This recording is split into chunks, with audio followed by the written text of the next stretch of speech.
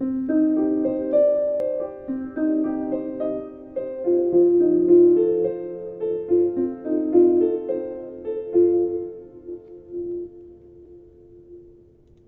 everyone, Whitney Morgan, the Interim Educational Support Coordinator for the EMS program here at Northwest College, coming back to you with our short series for our students on COVID education, especially during this time where our students don't have access to a lot of the instructors. Hopefully you'll find this to be helpful in learning more in a safe and controlled environment.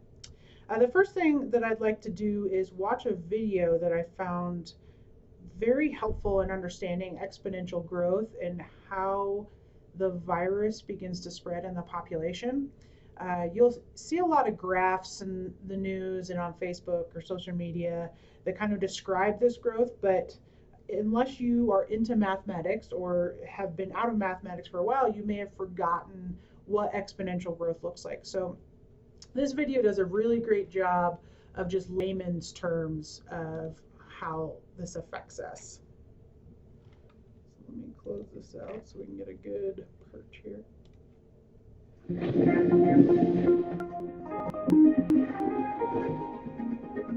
And this is COVID, not just the flu. Imagine if a highly infectious pandemic, like the Spanish flu outbreak in 1918, that killed more than 50 million people worldwide, happened today. In our modern world that is so connected by land, sea, and air, how long do you think it would potentially take for the pandemic to spread globally? Would you have enough time to react? The answer may surprise you. Canada. You arrive early for the game and are the only one in the arena. Unexpectedly, a water pipe running across the rink's ceiling begins to leak a drop. The drop represents a person who has been infected with the flu. 1 minute later, 2 drops fall, representing 2 with the flu. And then 1 minute later, it doubles again to 4 drops, and so on. With the drops doubling in numbers every minute, how much time do you before the rink fills with water and reaches your seat? Minutes? Hours? Days? Weeks? Months? The answer is approximately 30 minutes. The crazy thing is that after 27 minutes is covered with water. So sitting high up on your perch, you think you're safe, that you have plenty of time to take action. But due to exponential growth, you really only have about 3 minutes left before the water completely reaches to top of the rink and it's you with the flu. Exponential. The speed at which spread across Canada and the world could be deadly.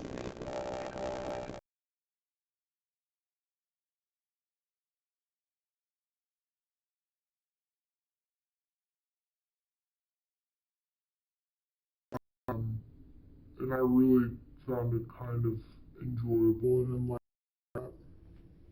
So, to give you a better understanding of these numbers, I borrowed an article from STAT, which is a magazine for science and math, kind of the STEM areas. And this particular article is written by Liz Specht, just doing the easy math on what this is going to look like for the U.S. So conservatively, she estimates, we started with 1,000 cases.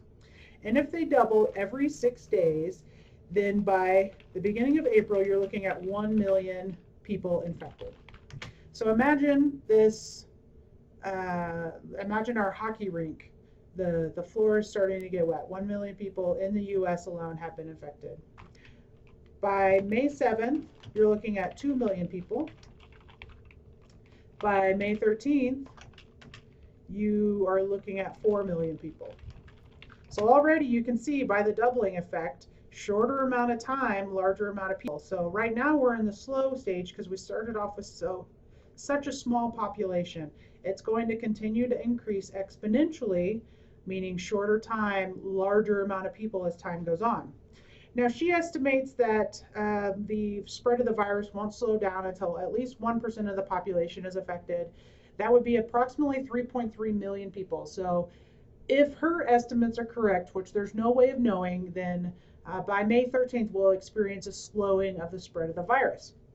That being said, there's a lot of factors that we're unsure of right now on how this virus is going to do in warmer environments. Normally, say like the flu, decreases in warmer environments and we get a break from it in the summer. We don't know if that's the same for this SARS-CoV-2. So this could either slow down here or we're going to continue to have a doubling effect, which is concerning. Now, thinking about that, thinking about exponential growth, how much of the population is being affected, I again made this little video to help us visualize more. Let's talk about hospitals. So, at any given time, oh, that was not the right button to push. At any given time, we have 2.8 hospital beds in the U.S. Just to help you keep track of everything I'm saying, 2.8 million, 2.8 hospital beds per 1,000 people in the U.S. So that equals about, let's say, 1 million hospital beds.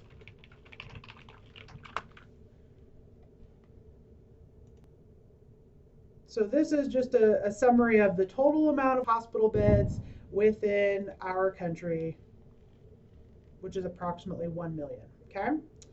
So now, at any given time, we already have sick people, correct? So at any given time, those hospital beds are currently 68% occupied. So we have 68% already sick with some form of illness.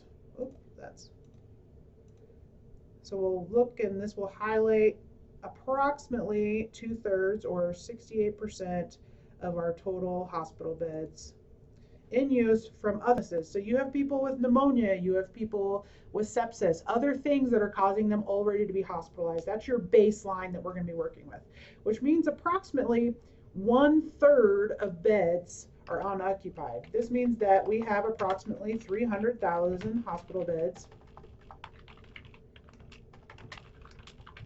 open at any given time. Now, if you think about how many patients with this exponential growth are continuing to become infected, what we've seen so far with hospitalization rates is that 15% are requiring hospitals. So in the estimation, Ms. Speck said, okay, so maybe because the US population is younger, and we smoke less on average than, say, Italy, but we do have increased rates of obesity, which do lend to more immunocompromisation. Let's say 10%. 10% of our beds, or 10% of our overall cases of people infected with the COVID disease are going to require hospitalization. So we're going to assuming 10% hospitalized. So the question is, when are we going to get to the point where these remaining beds get filled? Let's skip ahead a little bit. When are we going to get to this point right here?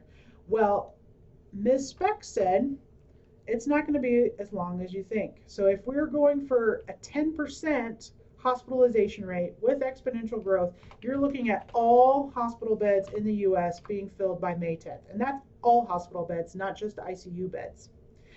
She presents some more conservative estimates saying, okay, so maybe it's not 10%. Let's even do a 2.5% hospitalization rate overall. With a 2.5% hospitalization rate, you're looking at May 22nd being when all hospital beds in the US are filled.